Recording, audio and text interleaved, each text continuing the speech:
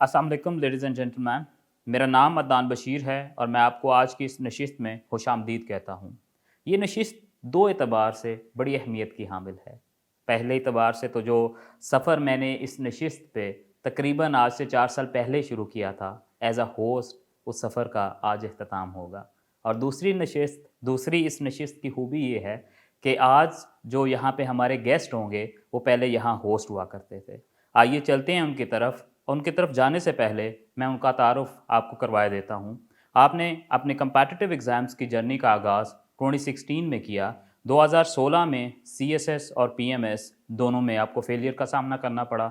2018 में again second time CSS में appear हुए, अगेन फेलियर देखना पड़ा। 2019 में पीएमएस पंजाब में रिटन क्वालिफाई किया बट एलोकेशन नहीं हुई और 2020 में पूरे पंजाब में 13th पोजीशन हासिल की और रिटन में 798 स्कोर किया। आइए चलते हैं अदनान बशीर की तरफ और उनसे पूछते हैं कि ये स्ट्रगल, ये जो एक डेडिकेशन और ये जो एक रेजिलियंस थी, ये कैसे मुमकिन हुई और आपने किस तरह ये एक माइलस्टोन अचीव किया? Thank you so much Adnan, मुझे यहाँ बुलाने के लिए। मेरे लिए ये बड़े ऑनर की बात है कि आज जिस नशिस्त पे बैठने का मैंने बरसों इंतज़ार किया, आज मैं जो है बलाखिर वहाँ पे बैठा हूँ और सुन रहा हूँ और इंटरव्यू दे रहा हूँ।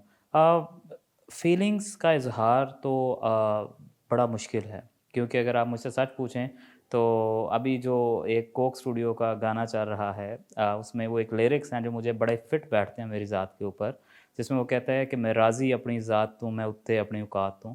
तो आई फ़ील लाइक कि अल्लाह ताला ने बड़ा नवाज़ा है और उसका अगर पूरी ज़िंदगी शुक्र अदा किया जाए तो शायद वो भी कम होगा। जहाँ तक बात है इस जर्नी की, तो ये जर्नी बड़ी मेरे लिए जो है वो मानी हेज़ रही है, क्योंकि मैंने ज़िंदगी के कुछ सबक सीखे हैं इस जर्नी से, जो कि अगर मैं आज जहाँ बैठा हूँ तो I am full of them. तो स्टार्ट मैंने 2016 से किया, जब मैं ग्रेजुएट हुआ उसके फ़ौरन बाद। और दर पे दर जो है मैंने जो है शिकस्त देखी। लेकिन हमेशा मेरे ज़हन में एक बात रहती थी और हमेशा कुछ ऐसे कोटेशंस थी जो ज़हन में बैठ गई थी कि आपको जो है आगे जाना है, और जब आपको आगे जाना होता है तो आपको पीछे भी जो है वो धक्के लगते हैं और पीछे की तरफ भी अपने आप को लेके जाना होता है ताकि आप एक अच्छे स्टार्ट के तौर पे दोबारा से इमर्ज हों। तो मेरी इस जर्नी में अदनान बड़े लोगों का हाथ रहा है। सबसे पहले तो मैं अल्लाह ताला की ज़ात का शुक्र अदा करता हूँ।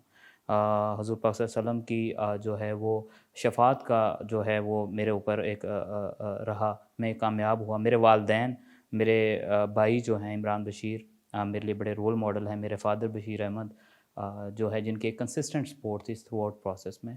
तो उसके अलावा जहाँ तक मैं समझता हूँ इस पूरी जर्नी में, तो मैं यहाँ पे मैंने हमेशा सोचा करता था कि when I will be successful, तो I will share the name of a person who has always been a motivation and constant support. आज आपकी वाली चेयर से यहाँ इस चेयर पे आने का जो ट्रांजिशन थी, इसमें अदील नियाज़ साहब का, जो मेरे बड़े भाई हैं, उनका बड़ा रोल रहा है और मैं हमेशा उनका शुक्रगुज़ार रहूँगा। तो अदनान, क्या बीच में आपको फ़ील होता था कि गिव अप कर दूँ, छोड़ दूँ? बार-बार फेलियर्स देखे हैं, शायद वो एक होप, वो एक उम्मीद की किरण कहीं नज़र आती थी, या दिल करता था कि बस छोड़ दूँ? अदनान जी, जो सवाल आपने मुझसे पूछा, ये बारहा मुझसे पूछा गया है कि इतने अरसे के लिए सस्टेन करना और लगे रहना। और आज भी मुझसे जब बच्चे पूछते हैं तो मैं हमेशा एक बात करता हूँ कि आप ये सोचें कि जब आपने स्टार्ट लिया था तो आपका मकसद क्या था? क्योंकि मुझे पता था कि जिस दिन पहले दिन मैं एग्ज़ाम की तैयारी करने बैठा था तो मुझे कुछ बनना था, और बनना ना सिर्फ़ अपने लिए था, मेरा मकसद कुछ नेक था जो अल्लाह ताला इंशाल्लाह मेरे से पूरा भी करवाए। तो हमेशा मैं सोचता था कि क्या रीज़न है कि मैं स्टार्ट ले रहा हूँ। तो वो रीज़न जो थी वो यही थी कि मुझे करना था। और अदनान, जब आपको करना होता है फिर आप ये नहीं देखते कि आपको फेलियर्स का सामना करना पड़ रहा है। आपको जो है वो बारहा, मैं ऑनेस्टली मैं इसमें कोई शर्म महसूस नहीं करता। बड़ी ज़िल्लत अमेज़ किस्म की जर्नी होती है ये, जहाँ पे आपको हर कोई क्रिटिसाइज़ करता है और बड़े कम होते हैं जो आपका बाजू पकड़ के आपको ये कहते हैं नहीं आप कर लोगे। तो आपको महीनों, बल्कि मैं कहता हूँ दिनों महीनों इंतज़ार करना पड़ता है किसी ऐसे बंदे का जो आपको कहे आप कर लोगे। मैं तब ये सोचता था कि मुझे कोई क्यों कहे कि मैं कर लूँगा, मुझे पता था मैंने करना है और मैंने खुद को कहा था कि तुम करोगे। फिर वो चाहे 1 दफ़ा का फेलियर हो, 6 दफ़ा का फेलियर हो, 6 साल की मेहनत हो। तो मकसद क्या है, पर्पज़ क्या है, उसको सामने रखें। बाकी फेलियर्स तो हमेशा, मैंने आपको इंटरेस्टिंग भी बताता हूँ, हर फेलियर से मैंने सीखा है। हर फेलियर से मैंने सीखा है कि अब अगर मैं अपने आप को फेल होने से कैसे बचा सकता हूँ। और मैं कहता हूँ कि लाइफ़ जो है वो एक कांस्टेंट अप्स एंड डाउन्स का नाम है। ये ज़िंदगी बिल्कुल वैसे ही है जैसे समंदर में ठहराव होगा तो उसमें जो है आपको मज़ा नहीं आएगा सर्फिंग करने का। तो जब तक आप उतार-चढ़ाव में रहेंगे तब तक आपको ज़िंदगी का मकसद भी समझ आता रहेगा। फेलियर्स थे लेकिन फेलियर से बुलंद मेरा मकसद था। फेलियर से बहुत ऊपर मेरे इरादे थे और इन इरादों ने मुझे आज उन फेलियर्स से निकाल के यहाँ पे खड़ा किया है। मैं हमेशा सबको यही सबको यही कहता हूँ कि आप देखें, आप अशरफुल महलूक़ात हैं। अल्लाह ताला ने आपको बनाया हुआ है और जब अल्लाह ताला ने आपको सबसे अशरफ बनाया है, तो आप वो इंसान हैं। जिस दिन आप ये समझ जाएँगे ना कि आप अशरफुल महलूक़ात हैं, तो फिर आपको फेलियर्स ऐसे लगेंगे जैसे स्टेपिंग स्टोन्स हैं। तो अपनी कदर समझेगा इंसान तो तब फेलियर्स उसको पीछे नहीं लेके जाएँगे, वो उसको सिखाएँगे। साथ ही मैं हमेशा कहता हूँ कि मुझे गालिबन नाम नहीं याद आ रहा, थॉमस एडिसन था, जिसने 1000 दफ़ा जो है वो कोशिश की बल्ब बनाने की और हज़ारवीं दफ़ा जाके वो उसमें कामयाब होता है। तो क्या आप 999 टाइम्स जो हैं उसको भूल जाएँ? नहीं, बल्कि वो 999 टाइम्स ने बताया कि हज़ारवीं दफ़ा बल्ब कैसे बनेगा। तो हमेशा अपने फेलियर्स को अपने गले का जो है वो आप हार समझा करें, माथे का जो है वो ताज समझा करें, क्योंकि इन्हीं की बदौलत आप यहाँ बैठे हैं। तो मैं वार्मली वेलकम करता था, okay, not this time, it would be again in next time. चलें, ये तो आपकी जो है वो अ, थोड़ी मोटिवेशनल एस्पेक्ट हो गया, इस पे हम फिर भी बात करते हैं। अदनान, 798 स्कोर किया आपने पीएमएस में रिटन में, तो कैसे पॉसिबल हुआ? और ये कहा जाता है कि पीएमएस में पंजाब में चूँकि कॉम्पिटिशन ज़्यादा होता है तो स्कोर भी ज़्यादा लेना चाहिए। तो क्या टेक्नीक्स थी? सबसे पहले सुपरफिशियली अगर हम इसको देखें, एक ओवरव्यू देखें तो कैसे इतना अच्छा स्कोर जो है वो लेना चाहिए, या कौन-सी वो तरीक़ाकार हैं जिनको यूटिलाइज़ करके ऐसा अच्छा स्कोर लिया जा सकता है? अदनान, अच्छा किया आपने मुझे थोड़ा-सा डिट्रैक्ट कर दिया, अदरवाइज़ मेरे लिए बड़ी एक इमोशनल डिस्कशन होती है whenever I talk about my failures और to give somebody hope that they will do it. So yes, 798, अल्हम्दुलिल्लाह। देखें, पीएमएस में कंपटीशन बहुत ज़्यादा है। पीएमएस में नहीं बल्कि किसी भी कम्पिटिटिव एग्ज़ाम में जब आप देखेंगे तो आपको एक मुकाबले, इसको इसीलिए मुकाबले का इम्तिहान कहा जाता है, एक फ़ज़ा नज़र आएगी। तो मुझे हमेशा से था कि 2019 में जब मैं एलोकेट नहीं हुआ, तो उसके पीछे रीज़न ये थी कि मेरा स्कोर रिटन में कम था। तो मैंने इस दफ़ा सोचा कि I need to score maximum, ताकि मार्जिन कम पैनलिस्ट के पास रहे कि वो मुझे जो है वो अनएलोकेटेड करवा सकें। तो मेरे ख़्याल से इस 798 की रेसिपी के इंग्रीडिएंट्स जो हैं वो 3 से 4 हैं। उनमें सबसे पहला तो ये है कि आपको राइट डायरेक्शन होनी चाहिए। आपको पता होना चाहिए where to hit and how to hit, ठीक है? अगर आप you are beating around the bushes तो इसका मतलब है कि आप फिर घूमते रहेंगे, आपको फिर रास्ता नहीं मिलेगा। दूसरी इसमें जो चीज़ होती है वो ये है कि आपको एक मेंटोर का, एक गाइडलाइन का एक रोल बड़ा इसमें कलीदी होता है। थर्ड लेवल पे मैं समझता हूँ, अगर मैं सब्जेक्ट वाइज़ जाऊँ तो आपके सब्जेक्ट का चुनाव क्या है, वो डिटरमिन करेगा कि आप कहाँ तक लैंड कर रहे हैं। दो कि there are certain myths, perceptions भी हैं कि यहाँ पे जो है यूजुअली आपको वो सब्जेक्ट्स, हर सब्जेक्ट स्कोरिंग होता है। I do agree with that, but sometimes हमारी choice of subject based on scoring trends गलत हो जाती है। तो मेरे ख्याल से सबसे पहले तो आपको असेसमेंट होनी चाहिए कि आपको करना क्या है और किस तरह करना है। सेकंड पे आपको किसी से कंसल्ट करना चाहिए कि वो जो करना है उसको कैसे करना है। और थर्डली आपको अदनान ये समझना चाहिए कि आपके जो हथियार हैं, आपका जो सब्जेक्ट्स हैं मैं उनको कहता हूँ, वो कौन से हैं आपके साथ। और फोर्थली जो हमेशा से मेरे से अगर कोई एक लफ्ज़ में सम अप करने को कहता है जर्नी, तो दैट वर्ड इज़ कंसिस्टेंसी। तो कंसिस्टेंट रहना पड़ेगा आपको, फिर ये सारे इंग्रेडिएंट्स मिलके ये 798 या इससे भी ज़्यादा की एक रेसिपी जो है आपके सामने रखेंगे, जो कि आपके लिए फिर बड़ी फ्रूटफुल साबित होगी। आते हैं ऐसे की तरफ, क्योंकि ऐसे कम्पिटिटिव एग्ज़ाम में एक बैकबोन की हैसियत रखता है। और ऐसे में फेलियर का मतलब है कि आपका बाकी सारा भी फेल है, वो तो किसी एक पेपर में भी फेल हो जाने का मतलब बाकी सारा फेल है। लेकिन ऐसे बड़ा एक कलीदी अहमियत का हामिल होता है, तो आपकी ऐसे को लेके अप्रोच क्या थी? अदनान, मैं बड़ी इंटरेस्टिंग आपको एक बात बताऊं। मैं तकरीबन नियर अबाउट 25 के करीब ऐसे के टीचर्स के पास गया हूँगा।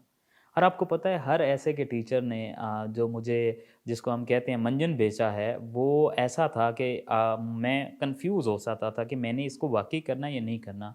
अदनान, ऐसे को जितना मुश्किल बनाया गया, ऑनेस्टली मैं आपको बताऊं, I have qualified 4 essays out of 5 essays. Fifth one भी मुझे रीज़न पता थी क्यों फेल हुआ था। और ऑनेस्टली मैं आपको बताऊं तो ये बेसिकली एक बड़ा सीधा सीधा फार्मूला है।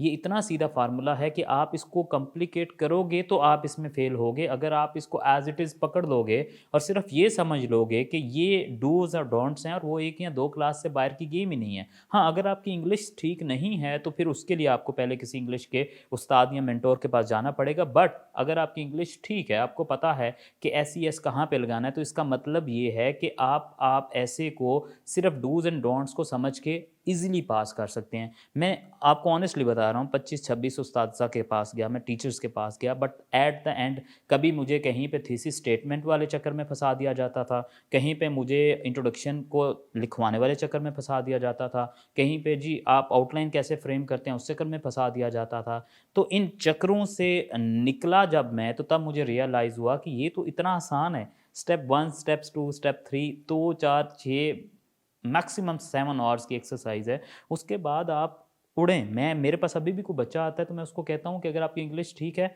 ये 2-4 बातें ये जहन में रखो, और मैं उसको फ्री राइटिंग के लिए छोड़ देता हूँ, क्योंकि उसके बाद वैल्यूएशन होकर इंप्रूवमेंट आएगी, ना कि ऐसे बैठ के पढ़ा जाने से इंप्रूवमेंट आती है। तो ये जो मिथ्स हैं मार्केट में, मैं हमेशा, मुझे इन्होंने मेरी जर्नी को एक्सटेंड करने में इन मिथ्स का एक बड़ा रोल है और एक अननेसेसरी किस्म की गाइडेंस का बड़ा रोल है। तो मैं हमेशा एस्पायरेंट्स को गाइड करता हूँ कि बड़े कैलकुलेटेड हो जाएं, कि आप किसी के पास 6-6, 8-8 महीने के लिए ऐसे पढ़ने मत जाया करें।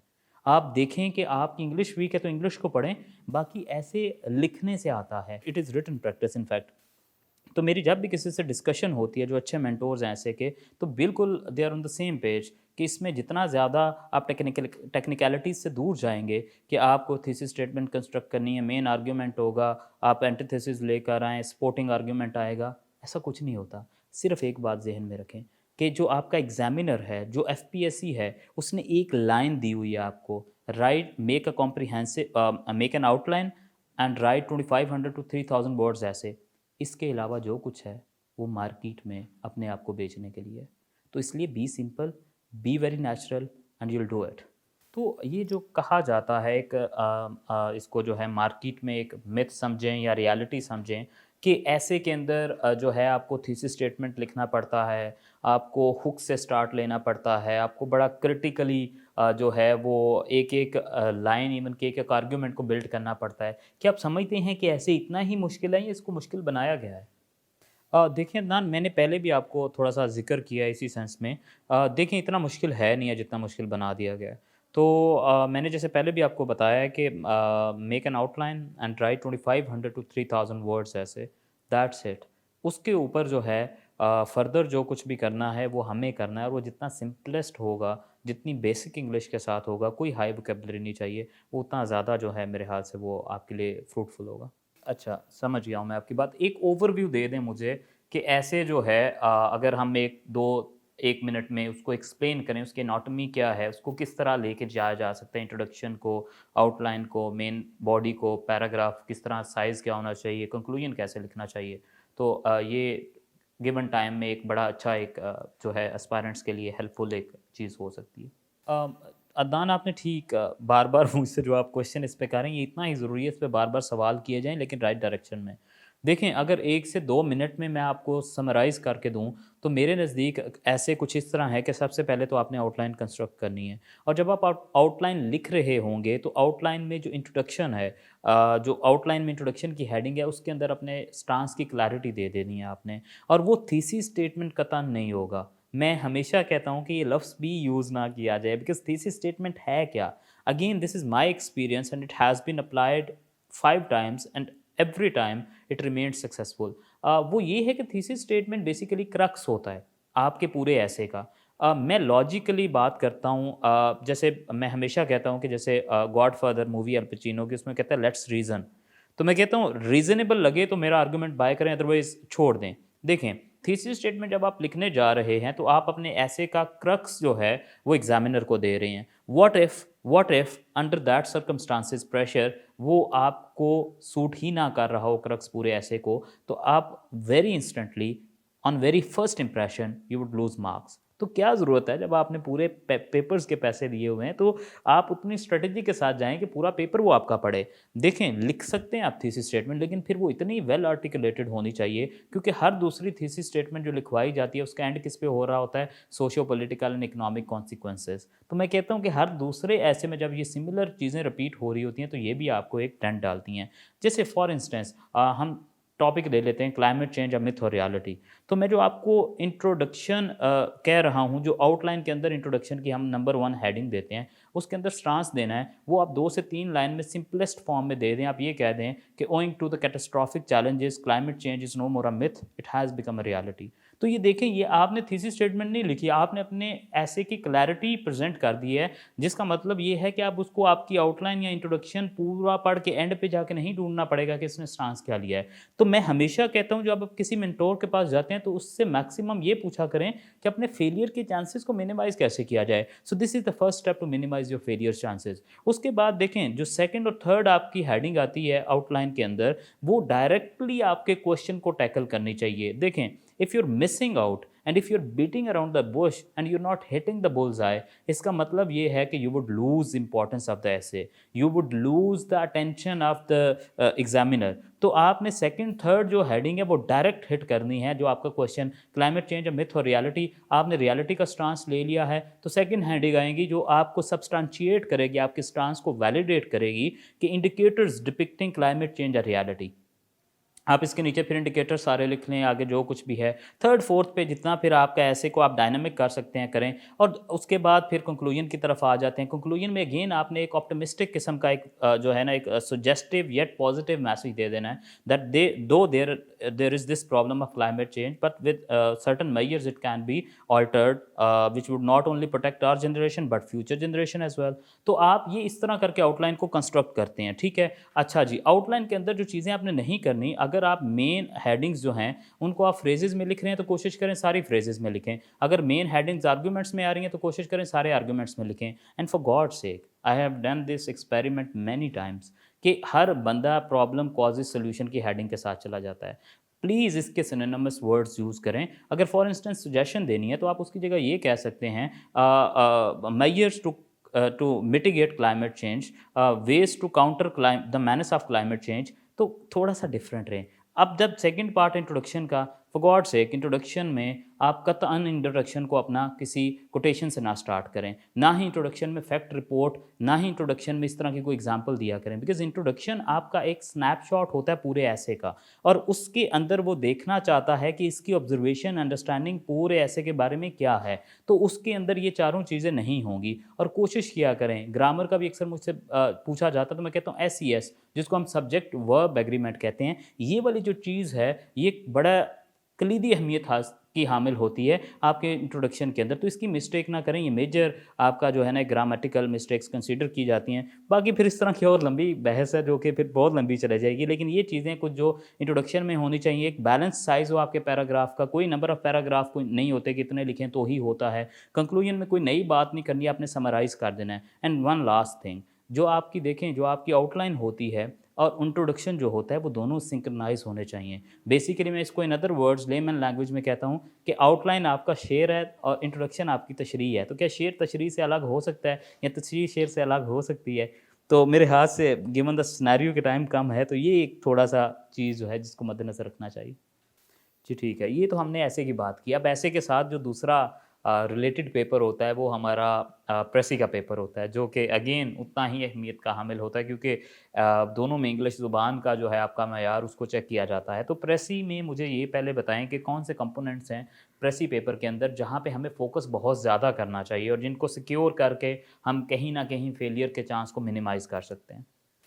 देखें, ज़रूरी ये चीज़ है कि जो प्रेसी का पेपर है उसमें कुछ पेट मार्क्स होते हैं। वो पेट मार्क्स जो हैं वो आपको लेना बड़ा ज़रूरी है। वो क्या करते हैं, वो आपके चांस जो फेलियर का है उसको कम कर देते हैं। आपने कहा पेट मार्क्स, तो पेट मार्क्स से मतलब क्या है आपका कि कौन से मार्क्स हैं? पेट वर्ड्स जो होते हैं या पेट जो मार्क्स होते हैं, अगर हम उनकी बात करें तो मैं उसको डी ब्रेक करूं, अगर डी कोड करूं तो 40 नंबर वो बनते हैं। देखें उसमें 10 नंबर के आपके आ जाते हैं ईडियम्स। अगर आपने ईडियम्स करने हैं तो किसी भी किताब से कर लें, to the point Aftab Ahmad की किताब में मैंने उससे किए थे। मैं अपना एग्जाम्पल साथ इसलिए कोड कर रहा हूँ, रेफर नहीं कर रहा, because those books and notes benefited me. अगर वो आपको करेंगे तो डू कंसल्ट दैम। 10 नंबर तो वो पक्के सिक्योर करने हैं। 10 नंबर के आपके direct, indirect and active voice and passive voice आते हैं, वहाँ पे भी आपने लूज़ नहीं करने नंबर। 10 नंबर की प्रपोजिशंस आती हैं, वो अगेन आप यूट्यूब के ऊपर भी डिफरेंट चैनल्स हैं, जैसे डियर सारिक इंडियन चैनल है, उसको कंसल्ट कर सकते हैं।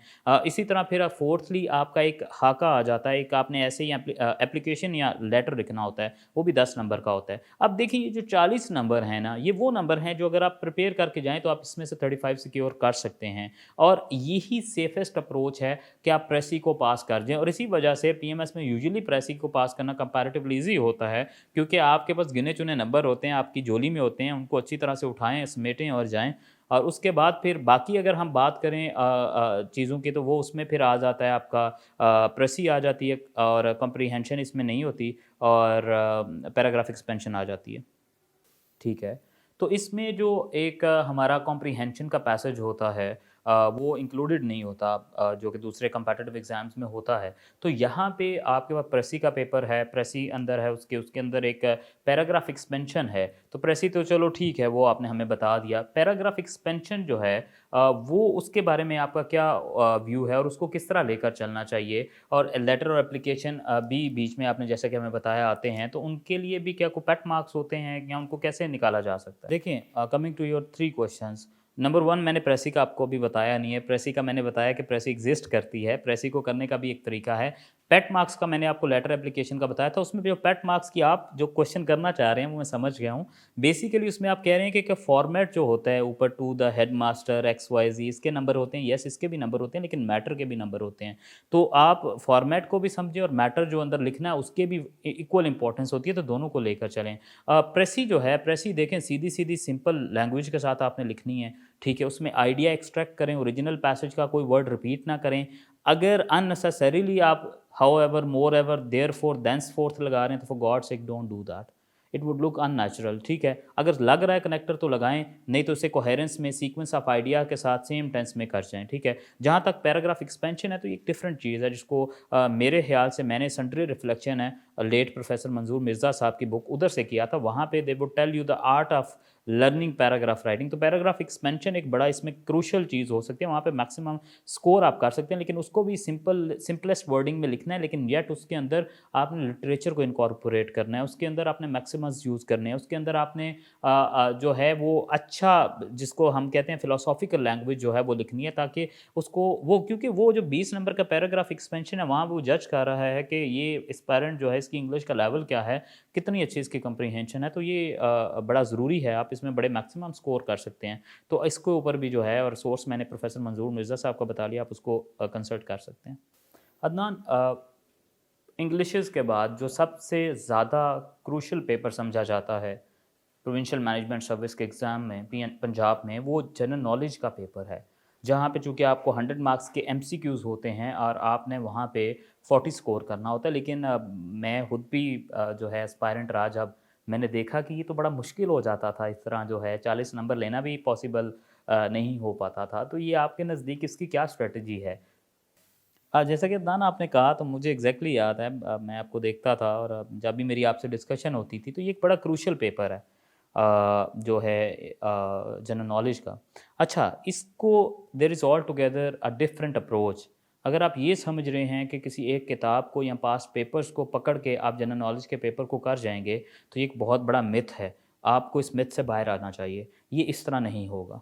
नहीं तो सिर्फ क्या एक सोर्स को कंसल्ट करके आप ये MCQs वाला पेपर कर सकते हैं, या आपको चाहिए कि मल्टीपल सोर्सेज को गैदर करें और वहाँ से एक डिटेल्ड आप अपनी प्रिपरेशन करें, या ईजीएस्ट वे है कि कोई पास पेपर्स की किताब पकड़ें और उसको पढ़ें और निकल जाएं?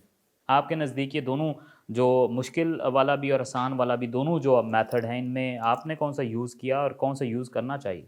देखिए, एक पास्ट जो है पेपर, उसको कर लेने से आपका ये सिचुएशन जो है ये हल नहीं होगी। आपने अगर इसको लेकर चलना है तो आपको कॉम्प्रिहेंसिव तैयारी करनी पड़ेगी, और उसको भी मैं थोड़ा सा इन डेप्थ बता देता हूँ। वक्त की किल्लत है, आई डू अंडरस्टैंड, लेकिन ज़रूरी चीज़ है। मेरा हमेशा से रहा है कि जब मशवरा अमानत होती है वो आपको अच्छे तरीके से देनी चाहिए। तो आप ये देखें कि जो आप पास्ट पेपर्स ले रहे हैं वो तो सिर्फ उनका रोल इतना ही है कि वो आपको बताएंगे कि किन डोमेन्स में कितनी एक्सटेंट तक क्या आ सकता है। मैं हमेशा एक एग्जांपल देता हूँ। मैं कहता हूँ कि अगर आपको कहा जाए कि जाओ, तो आपका अगला सवाल होगा कहाँ जाएं।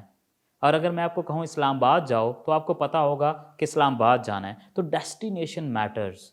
ये जो पास्ट पेपर्स हैं इनका रोल भी इतना है कि ये आपको डेस्टिनेशन बताते हैं कि किस एक्सटेंट तक, किस डोमेन तक आपने जाना है।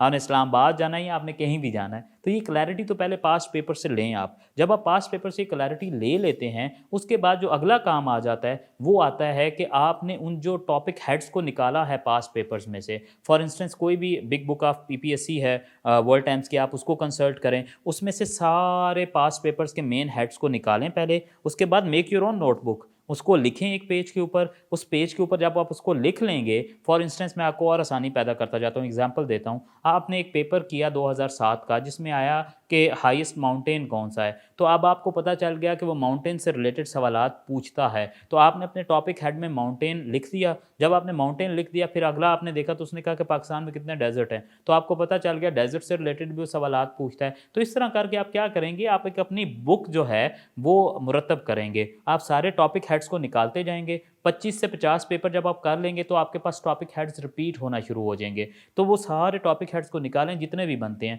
फिर उनके ऊपर अपनी रिसर्च करें। क्योंकि देखें, एग्जामिनर अब वो स्टैटिक नहीं रहा, अब चीज़ें डायनामिक हैं, और जिस तरह का कंपटीशन अपने आप को इवॉल्व भी कर रहा है। और यहाँ पे अभी डिबेट भी ये है कि एमपीटी भी आने जा रही है, तो एमपीटी भी जब आएगी तो उसमें भी यही चीज़ें आपने लगानी है। तो इट्स बेटर कि आप टॉपिक हेड्स को निकालें, उनके ऊपर इंडिविजुअल रिसर्च करें। Number step 1 is consulting past paper, step 2 is extracting सब जो topic heads out of it, जिनको कंटेंट लिस्ट भी कहते हैं। Step 3 would be to research on those content list. और इस तरह करके ये एक तरीका है। एक दूसरा भी तरीका है, उसके तरीके भी आप जा सकते हैं, लेकिन मेरे हाथ से ये वाला तरीका ठीक है। तो आपके ना सवाल का दूसरा हिस्सा था आसान तरीका। तो मुश्किल तरीके की तो मैंने बात बता दी आपको, और आसान तरीका ये है कि कोई आसान तरीका नहीं है। देखें, आप क्यों ऐसे समझते हैं कि आप आसान तरीकों से कर जाएंगे? फिर तो वो ये होता है कि सरफेस नॉलेज आपको गैदर करना, और सरफेस नॉलेज तो फिर यही है, पास्ट पेपर्स को कंसल्ट करें, उनको रटा लगाएं और पेपर में जाके बैठ जाएं। आपकी लक है, अगर वो आ गया तो आ गया, ना आया तो फिर आप जो है फिर सोचेंगे कि मुश्किल तरीके पे ही चले जाएं। तो पहले ही मुश्किल तरीके पे चले जाओ, अल्लाह के बंदो। ड्यूरिंग पेपर क्या टेक्निक होनी चाहिए? आप जनरल नॉलेज के पेपर में बैठे हुए हैं और आपको पता है नेगेटिव मार्किंग है, अगर आप 4 गलत कर रहे हैं तो इसका मतलब है 1 नंबर गया और ऑटोमेटिकली 5 नंबर तो आपके चले गए। तो वहाँ पे क्या सारे अटैम्प्ट कर लेने चाहिए या कि आपको फिर सेफली प्ले करना चाहिए? क्योंकि ये बड़ी ज़रूरी बात है और बड़ी कलीदी बात है इस पूरे प्रोसेस में। देखें, बड़ा मुझे एक ना फ़नी बात याद आ गई। जब हम प्राइमरी स्कूल में हुआ करते थे तो एमसीक्यूज़ नए-नए आना शुरू हुए। मैं बहुत पुराना नहीं हूँ, मैं वैसे आपको बता रहा हूँ कि तब एमसीक्यूज़ नए-नए आना शुरू हुए। तो वहाँ पे तरीकाकार ये होता था कि हम आँखें बंद कर लेते थे और हम डायगोनली चले जाते थे, या फिर बिस्मिल्लाह पढ़ते थे, जहाँ रुकता था उसको मार्क कर देते थे। यहाँ पे ऐसा नहीं है, क्योंकि बिस्मिल्लाह करेंगे या डायगोनली जाएँगे, या आप बड़े अच्छे तरीके से ब्यूटीफुली ओएमआर शीट को फिल करेंगे और गलत कर रहे होंगे और आपको आता नहीं होगा, तो उसकी भी कॉस्ट है। क्यों? क्योंकि आप ये देखें कि आपका एक गलत, जिस तरह आपने मेंशन किया, 4 गलत का मतलब है 5 नंबर डिडक्ट हो गए। तो सबसे पहले इसमें भी 3 स्टेप्स हैं। पहला स्टेप तो ये है, जब आप एग्जामिनेशन हॉल में बैठे हों तो आपको जो है सबसे पहले तो आपको आना चाहिए और पढ़ के आना चाहिए कि आप एग्जामिनेशन हॉल में बैठ रहे हैं। Keeping that aside, first step would be कि आप जब बैठे हैं तो आपने पहली गो में वो लगाने हैं जिसके बारे में आप मैक्सिमम श्योर हैं कि ये ठीक हैं हमारे। और देखें, अगर आप बॉर्डर या एज पे बैठे हैं, क्या आपके 35-40 के करीब आपको लग रहा है ये आपको आते हैं, ठीक है, इसका मतलब है अब आपको बड़ा स्मार्टली प्ले करना है। अब आपके पास रूम बहुत कम है एक्सप्लॉइट करने का, अब आप तुक्के नहीं लगा सकते। लेकिन अगर सिचुएशन ये है कि आपको 60 प्लस आते हैं और फिर दूसरे राउंड में आप जाते हो 50-50 पे, मेरा ये तरीका है कि पहले स्टेप में जाओ जितने आते हैं श्योर वो लगाओ, कैलकुलेट करो, अगर सेफ जोन में लैंड कर रहे हो that you are somewhere around 45-50, तो इसका मतलब है ठीक है। फिर दूसरे राउंड में आओ, 50-50% लगाओ और 70-75 के करीब आप चले जाते हो, लगा कर छोड़ दो, ठीक है। लेकिन कुछ लोग ऐसे भी करते हैं, कहते हैं 100 के 100 लगा देते हैं, क्या पता तुक्का लग जाए। माय केस मुझे लगता है कि नहीं लगता था, आपकी किस्मत है, अगर लग जाए तो लग जाए। लेकिन ये है कि फिर तरीकाकार यही होगा कि पहले जिनके बारे में आप बड़े श्योर हैं वो लगाएं, फिर 50-50% पे जाएं, ब्लैंक तुकों पे ना जाएं, वो यूजुअली नंबर नेगेटिव ही जाते हैं। लेकिन सेफेस्ट अप्रोच वुड भी कि पहले सिक्योर करें कि आप पास हैं, फिर एक्सप्लॉयटेशन पे जाएं, कैलकुलेशन करें कि कितने मार्जिन के साथ आप खेल सकते हैं। अच्छा, अगर हम फोर्थ सब्जेक्ट की बात करें जो कि हमारा उर्दू का सब्जेक्ट है। अब उर्दू का सब्जेक्ट है, ये वाहिद ऐसा सब्जेक्ट है कि मेजॉरिटी लोगों को जो है वो पीएमएस से भगा देता है। तो आपके नज़दीक एक ऐसा बंदा जिसने स्क्रैच से और कभी इससे पहले उर्दू नहीं पढ़ी और उसने उर्दू की तैयारी करनी है, तो उसको क्या वो तरीक़ाकार है जो सबसे पहले वो ऑप्ट करे, ये बता दें। और इसी सवाल के सेकंड स्टेप में हमें ये बता दें कि किस तरह फिर आपने उर्दू की तैयारी की, कौन से सोर्सेज यूज़ किए। देखें, बात ये है अदनान के उर्दू जब भी मेरे से कोई पीएमएस की गाइडेंस लेता है तो वो उसके जो कंधे पे तलवार लटक रही होती है वो यही होती है कि उर्दू का मैं क्या करूँगा। देखें, हम आप सब हम नेटिव उर्दू स्पीकर्स हैं और हम लोग उर्दू बोलते हैं। उर्दू कोई मुख्तलिफ नहीं है उससे जो आप बोल रहे हो। लेकिन यहाँ पे चूँकि कुछ चीज़ें हैं, जैसे अगेन मैंने वहाँ पे आपको बताया था कुछ पेट मार्क्स हैं, कुछ यहाँ पे पेट मार्क्स हैं 25 नंबर के, ठीक है। जैसे कि यहाँ पे इडियम्स आ जाते हैं, मुहावरात का इस्तेमाल जिसको हम कहते हैं, और उसके साथ गलत सही जुमले, ये 25 नंबर हैं। तो कोशिश किया करें कि ये 25 के 25 तो सिक्योर करें, क्योंकि इन 25 को जब आप सिक्योर कर लेंगे तो आपके समहाउ फेलियर के चांस कम हो जाएगा। सेकेंडली ये है कि यहाँ पे तशरीह का एक सवाल होता है, उसमें लिटरेचर को आपने इनकॉर्पोरेट करना। और मैं आपको बता रहा हूँ, अगर वहाँ पे आप अच्छे तरीके से लिटरेरी हो के आपने अपना इमेज प्रेजेंट कर दिया, those 15 marks are not 15 marks but they are decided कि आपने 75 प्लस जाना है या 70 प्लस जाना है कि नहीं, ठीक है। तो ये मेरे हाथ से बुनियादी चीज़ या बेसिक चीज़ तो यही होगी कि एक अच्छी बुक ले लें। उर्दू जर्नल की, वॉल टाइम्स की बुक भी है, कलीद उर्दू कारवान की भी है। इन दोनों में से कोई एक किताब ले लें और उसको सीक्वेंस में पढ़ना शुरू कर दें, ठीक है। बाकी ये नहीं है कि अभी आपको हरूफ तहज्जी सिखाए जाएंगे और उसके बाद आप उर्दू करेंगे। जो मैं आप उर्दू बोलते हैं उसकी इम्प्रोवाइजेशन है वो तभी होगी जब हम अपनी मेमोरी को रिफ़्रेश करेंगे अगेन, क्योंकि हम रस्टी हो चुके हैं, काफ़ी अरसे से हमने उर्दू नहीं पढ़ी। Get a book, go over the contents, look at the past papers and then solve each content और उसको किसी से evaluate करवा दो। उर्दू इससे बाहर नहीं है। अच्छा, आप कह रहे हैं कि 15 नंबर जो अशार की तशरीह वाले हैं वो बड़ा की रोल प्ले करते हैं और वो डिसाइड करते हैं कि आपने 70 प्लस जाना है या नहीं जाना, ठीक है। इसके बारे में थोड़ा सा ज़्यादा बताएं हमें। और देखें, लिटरेचर जो मैं हमेशा कहता हूँ इसका बड़ा की रोल होता है आपके पेपर्स में, आपके पेपर को डिस्टिंग्विश करता है। फॉर इंस्टेंस वहाँ पे कोई उर्दू का शेर आ गया है, तो आपको किसने कहा है या एग्जामिनर ने ये कहीं लिखा हुआ है कि आप उर्दू के अलावा कोई और ज़ुबान को यूज़ नहीं कर सकते। मुझे अच्छी तरह याद है, जैसे कोई इश्क मोहब्बत के ऊपर कोई शेर था और यूजुअली उर्दू का टॉपिक भी यही होता है, तो वहाँ पे मैंने क्या किया था, बानो कुदसिया की जो ला हासिल है वहाँ से मैंने एक उठाया हुआ था और मैंने वही याद किया हुआ था कि जो इंसान है अगर वो किसी के इश्क में गिरफ़्तार हो जाता है तो उसे आज़ादी का तसव्वुर खो देना चाहिए, क्योंकि आज़ाद इंसान जो है वो इश्क नहीं कर सकता। ये आज़ादी और ग़ुलामी दो डिफरेंट चीज़ें हैं। सफ़ा नंबर 322 ला हासिल माए तमाम, इस तरह करके मैंने रेफरेंस भी कोट कर दिया। सो बेसिकली मैंने उसे ये बताया कि मैं बड़ा ज़्यादा उर्दू, चूँकि एक लैंग्वेज लिटरेचर का पेपर है, तो मैं भी बड़ा लिटरेरी अप्रोच के साथ बैठा हूँ यहाँ पे। इसी तरह मैंने बीच में जो है, जैसे जॉन कीट का एक शेर मुझे याद है, मैं अक्सर बताता हूँ, मैंने वो लगा दिया, love is my religion, I can die for that, I can die for you, poetry John Keats की मैंने वो लगा दी। तो इम्प्रोवाइजेशन आप देखें कि किस तरह हमने जो मेन शेर है उसके नीचे 3-4 लैंग्वेजेस को कोट किया है सिमिलर टू दैट। और ऑनेस्टली मुझे कोई बहुत ज़्यादा एक्सटेंसिव तैयारी नहीं की हुई थी। मैंने कुछ चंद एक शेर पर्शियन के याद किए थे, चंद एक इंग्लिश के याद थे, चंद एक उर्दू के नसर के कुछ जो है ना, बाबा इशफाक, बानो कुदसिया, इस तरह की चीज़ें याद थी। देखें, आपने डिफरेंस क्रिएट करना है ना, इसी को लिटरेचर कहते हैं। इसी को घुमा फिरा के आप यहाँ लगाएं, फिर बाद में पंजाबी में भी लगाएं, एक ही तीर से आपके 4-5-6 शिकार हो जाएंगे। तो ये डिफरेंस क्रिएट करना सीखें। अगर आप उसी भेड़ चाल में होंगे ना, तो फिर आप वही 50-55 वाली कैटेगरी में होंगे, फिर आप 60-70 वाली कैटेगरी में नहीं जाएंगे। तो ये जो इसमें उर्दू में मज़मून जो होता है, क्या ये मज़मून इंग्लिश के मज़मून से ऐसे मुख्तलिफ होता है या उसी डगर पे इसको भी आपने लेकर चलना होता है? अगर कोई इसके बारे में कोई टेक्निक्स हैं आपकी तो वो भी प्लीज़ शेयर करें। देखें, यहाँ पे जो उर्दू का ऐसे होता है वो तकरीबन इंग्लिश के ऐसे ही जैसा होता है। मैंने तीनों दफ़ा आउटलाइन के बगैर लिखा था। कुछ लोग आउटलाइन के साथ भी लिख लेते हैं, दोनों पास हो जाते हैं। इसमें जो आपने अहमियत की हामिल जो चीज़ है, जो ज़हन में रखनी है, पैराग्राफिंग के अंदर आपने कोशिश करनी है हेडिंग्स ना दें, और उसके बाद आपकी जो राइटिंग है वो अच्छी होनी चाहिए। मोर ओवर आपको इसके अंदर मुहावरात का इस्तेमाल आना चाहिए, और अगर कोई लिटरेरी ऐसे का इंतखाब आपने कर लिया तो उसके अंदर लिटरेचर, शेर व शायरी और इस तरह की चीज़ें आनी चाहिए। बाकी इसकी नेचर उससे कोई डिफरेंट नहीं है। बस इसमें आपकी एक्सप्रेशन और लैंग्वेज पे कमांड चेक की जाती है मुहावरात के इस्तेमाल से, रोज़मर्रा के इस्तेमाल से। उनको बखूबी बीच में इस्तेमाल करें, उसके अलावा बाकी ये भी सेम ही जगह पे है जैसे वो है। अच्छा, पाकिस्तान अफेयर्स का पेपर, इट इज़ सेड कि हिस्ट्री में स्कोर करना बड़ा मुश्किल होता है, और कन्वेंशनली अगर हम देखें, जैसे मैंने खुद भी अटैम्प्ट्स ली, मैंने देखा था कि पीएमएस में जो प्रोविंशियल एग्ज़ाम है उसमें जो पाकिस्तान अफेयर्स का पेपर होता है उसमें वो प्री पार्टीशन से बहुत ज़्यादा सवालात करता है। गालबन 60 to 70% प्री पार्टीशन होता है। तो क्या आपको लगता है कि प्री पार्टीशन को ही आप प्रिपेयर करें या पोस्ट पार्टीशन भी प्रिपेयर करें? और अगर प्री पार्टीशन वाला सवालात आते हैं तो उनको अटेम्प्ट करना चाहिए, अगर पोस्ट में कोई आ रहा है तो उसको भी अटेम्प्ट कर सकते हैं?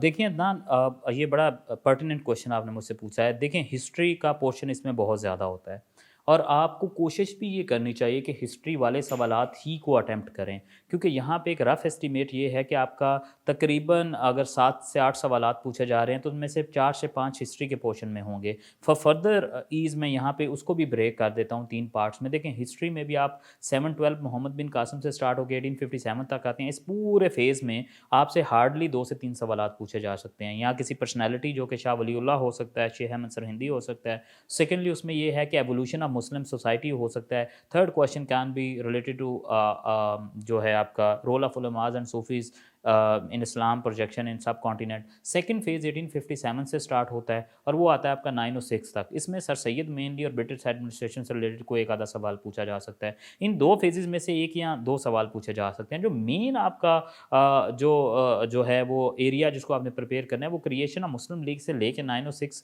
से स्टार्ट करके यू गो टिल द 1973।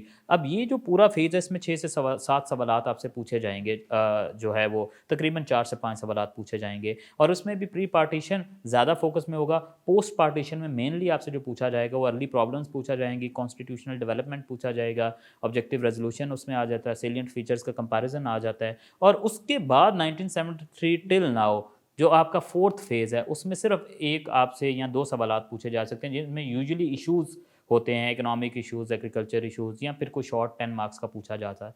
तो ये एक एनाटॉमी मैंने आपको बता दी है। कोशिश करें प्री पार्टीशन वाले ही अटेम्प्ट करें। और इसमें जो 20 नंबर के सवाल फिल इन द ब्लैंक्स हैं, उन वो बड़ा क्रूशियल होती हैं, उस पे बड़े बच्चों की जान जाती है।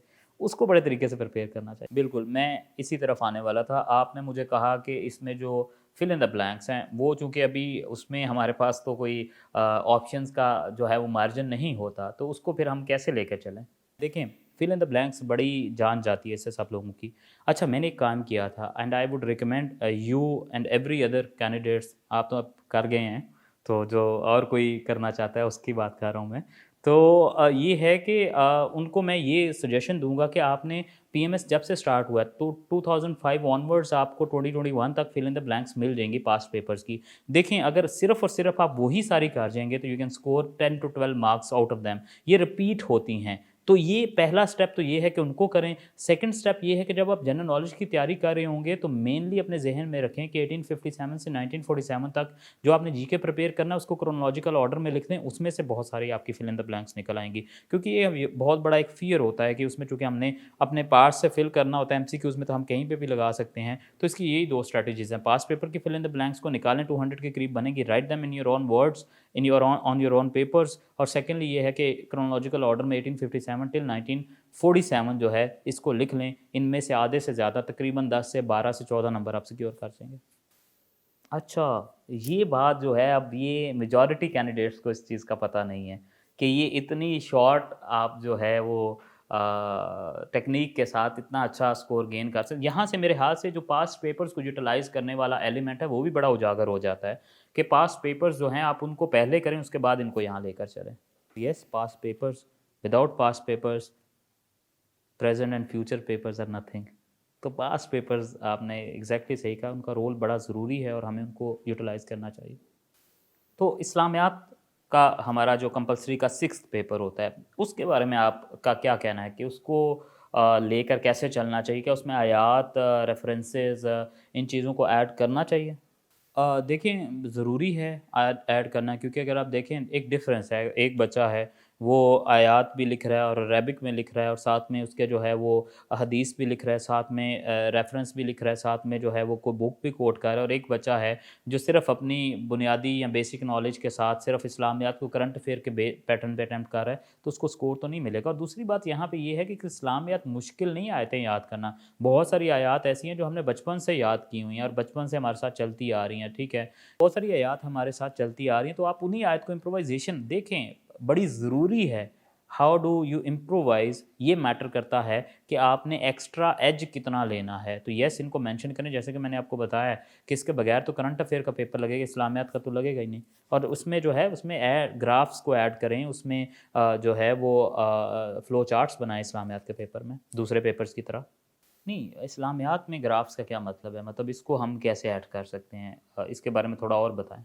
देखें, बात ये है कि हम समझते हैं ग्राफ्स और ये तो सिर्फ कुछ सर्टेन पेपर्स के लिए लिमिटेड हैं। मैं कहता हूँ जैसे इस्लाम का आपने एडमिनिस्ट्रेशन का निज़ाम देना है, तो आप लिखें कि उस टाइम का एडमिनिस्ट्रेशन का निज़ाम कैसा था, ठीक है? और उसकी एक प्रॉपर, जैसे एजुकेशन का कोई क्वेश्चन आ गया तो मैंने बताया कि सूबाई लेवल पे एजुकेशन कैसे होती थी, ऊपर फिर जो है मरकज़ी लेवल पे एजुकेशन कैसे होती थी, और ये सारी चीज़ें आपको गूगल पे पड़ी हैं। आपको एटलीस्ट इस्लाम उस टाइम का अरब का मैप जो है वो पता होना चाहिए। इस तरह बीच में अगर हुज़ूर सल्लल्लाहु अलैहि वसल्लम एज़ मिलिट्री स्ट्रैटेजिस्ट आ जाते हैं, तो देखिए आपने जब जीके की प्रिपरेशन की है तो आपको पता है फ़लाँ जो है हिजरा में फ़लाँ गज़वा हुआ, तो आप एक पूरी क्रोनोलॉजिकल ऑर्डर में जितने भी 7-8 गज़वा मेन 2 हिजरी से लेके फ़तह मक्का तक उनको लिख दें। आपने देखें इसी तरह इस्लाम का अदालती निज़ाम है, जो जुडिशल सिस्टम आ जाता है, उसमें अदालतों की टाइप्स कितनी थी, इस्लाम में कितने डिपार्टमेंट्स थे, तो ये सारे का सारा जब आपने वैसे पढ़ा हुआ है तो क्यों नहीं इसको फ्लो चार्ट और आप जो है वो इनमें ग्राफ्स में बना के प्रेजेंट कर सकते। देखें, इस्लामियात हो या कोई और पेपर हो, कितना टेक्निकल आप चल रहे हैं वो स्टैंड करवाएगा आपके पेपर को बाकी पेपर्स से। तो ये वाली चीज़ें जो है यहाँ पे इनकॉर्पोरेट किया करें। नॉलेज है, बस इम्प्रोवाइजेशन की कमी है, वो लेकर आ जाए बस। तो मुझे बताएं कि आपके तीनों अटेम्प्ट्स में ऑप्शनल क्या थे, और फिर अगर आपने लास्ट इस अटेम्प्ट में ऑप्शनल चेंज किए हैं तो उसके पीछे रीज़न क्या थी? देखिए अदनान, तीनों अटेम्प्ट्स में मेरे ऑप्शनल्स एक आधा चेंज होता रहा है, और वो ऑप्शनल्स की भी स्ट्रगल थी to reach the peak numbers. मैं अगर आपको सही बात करूं तो पहली अटेम्प्ट वो जो मैंने ऑप्शनल से, मेरा पॉलिटिकल साइंस था, उसके साथ मेरा सोशल वर्क था, and then it was Punjab geography. In second attempt, I opted, no, in first attempt it was geography, social work and political science. Second में थे Punjabi, mass communication and geography, और third में मैंने पॉलिटिकल साइंस, पंजाबी और geography opt किए थे, और मेरे ख्याल से ये सबसे बेस्ट कॉम्बिनेशन यही था। देखिए आपको बड़ा ध्यान से, बड़ी समझदारी के साथ सब्जेक्ट चूज़ करने पड़ते हैं पीएमएस में। Although I have authored 2 books, one is on mass communication, other one is on social work, लेकिन मैं ऑनेस्टली आपको अभी भी कहता हूँ कि अगर आपका स्टैमिना है ज़्यादा पढ़ने का, तो आप कोई और सब्जेक्ट ऑप्ट कर लें, बेशक इनको ना ऑप्ट करें, क्योंकि ये 2 के लेस टाइम में प्रिपेयर हो जाते हैं, लेकिन ये है कि yet at the same time इनमें इतना स्कोर नहीं आता। लेकिन अगर आपके 2 दूसरे सब्जेक्ट बहुत स्ट्रॉन्ग हैं, क्योंकि यहाँ पीएमएस में 2 टू 100 के 3 ऑप्ट करने होते हैं, अगर 2 दूसरे स्ट्रॉन्ग हैं तो आप सोशल वर्क या मैथ्स कॉम के साथ भी जा सकते हैं। इन दोनों सब्जेक्ट के साथ लोग एलोकेट भी हुए हैं हमारे साथ, लेकिन सिंसियर मशवरा यही होता है कि मैक्सिमम वो सब्जेक्ट को ऑप्ट किया जाए जो स्कोरिंग हो, जिनमें टेंजिबिलिटी का एलिमेंट ज़्यादा हो। व्हेन आई से टेंजिबल, तो इसका मतलब ये है कि आपको सवाल जो पूछा गया कि प्लेटो की आइडियल स्टेट क्या थी, तो आप उसके बारे में जो है जो कुछ लिखेंगे वो वही होगा जो आपने पढ़ा होगा, टेंजिबिलिटी का एलिमेंट आ जाता है। इसी तरह अगर हम ज्योग्राफी में, वो आपको ह्यूमन ज्योग्राफी में, फिजिकल ज्योग्राफी में कुछ सवाल पूछता है रिलेटेड टू माउंटेन की जो है वो टाइप्स ऑफ माउंटेन्स पूछ लेता है, या आपको इरोजनल लैंडफॉर्म्स पूछ लेता है, तो वो वही सवाल है जो आपने पढ़ा हुआ है, तो वो टेंजिबिलिटी वाला एलिमेंट आ जाएगा। अब इस वजह से ऐसे सब्जेक्ट मैंने at the end last attempt में ऑप्ट किए थे, यहाँ पे ये एलिमेंट ज़्यादा था कि जो मैंने पढ़ा है वही मैं लिखूँ और उसी के ही नंबर मिलें। तो यस, आपको सब्जेक्ट्स बड़े मैटर करते हैं और आपको बड़े ध्यान से चूज़ करने चाहिए। चलें, बारी बारी अगर हम इनको देखें, तो पहले तो मुझे ये बताएं कि you scored really good in in Punjabi, तो ये इतना स्कोर जो है ये कैसे मुमकिन हुआ? क्या कन्वेंशनल तैयारी के साथ इतना स्कोर लिया जा सकता है? देखिए अदनान, पंजाबी का पेपर मैं कहता हूँ जब आपने करना होता है तो आपको अपने आप को पंजाबी के पेपर की फ़ील्ड में लेके जाना पड़ता है। मेरे गालबन 160 के करीब स्कोर हैं और जहाँ तक मेरा अंदाज़ा है ये if I am not wrong highest score है पीएमएस पंजाब में।